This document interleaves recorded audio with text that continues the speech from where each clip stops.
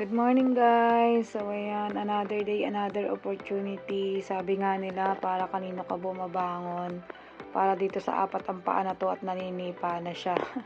So ayan, pagkabangon ko guys, nagdiretso na ako ng ligo at nagbihis na ako. Para maaga tayong makaalis at nang hindi tayo matraffic, just in case at hindi tayo maiwanan ng mga doktor. So pumunta na ako sa sasakyan ko guys.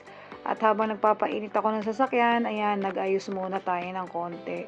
Para maging presentable naman tayo pag humarap tayo sa ating mga doctors at sa ating ibang kliyente. So guys, o diba, ang fresh. And Lower Laguna nga pala guys ang area ko. And dito ako laging dumadaan sa SLEX. And habang driving ako, ini-enjoy ko lang ang gloomy weather. Iniisip ko yung mga doktor na kukuberan ko. And naalala ko din nga pala yung palaging sinasabi ng dati kong boss na kung walang bisita, walang reseta. So, dapat makuberan at mabisita natin kung sino yung right doctors natin. Alright? So, ayan, nasa parking area na tayo at papunta na tayo sa waiting area. And preparing na ako ng mga promats ko para sa first coverage ko.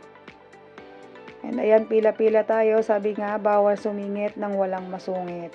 Ayan, at iniready ko na din ang detailer and samples ko. And actual detailing ko is sa pedia doctors natin. And sinabi ko kay doktora, mas maraming cases ngayon ng viral kasi tag-ulan na naman. So sabi ni doktora, oo nga. So all season immunity optimizing plus antiviral agent with pleasant tasting isoprenosin syrup po. Sinabi ko na din kay doktora yung other product natin din availability. So, nag-picture na ako and tapos na ulit. Waiting ulit for another coverage. Coaching muna si boss sa akin. And, ayan, another coverage for IM doctor. So, pinakilala ko si boss. Nag-probing tayo, highlight the PAP dosage and availability ng product and nag-follow up tayo ng other activities. And, maagang bumaba yung last call natin. So, maaga tayong makakauwi. 5:30 pa lang.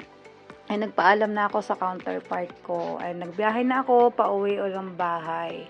So, a day in a life of being a medical representative, guys. Sana nakarelate kayo. So ayun guys, nakauwi na tayo. Dito na ako sa parking ko. So thank you Lord, kahit medyo maulan nakarami tayo ng calls for today at nakauwi tayo ng ligtas. So panibagong araw, panibagong oportunidad naman, bukas ulit ang ating haharapin. So thank you guys sa pagsama niyo sa akin sa buong araw.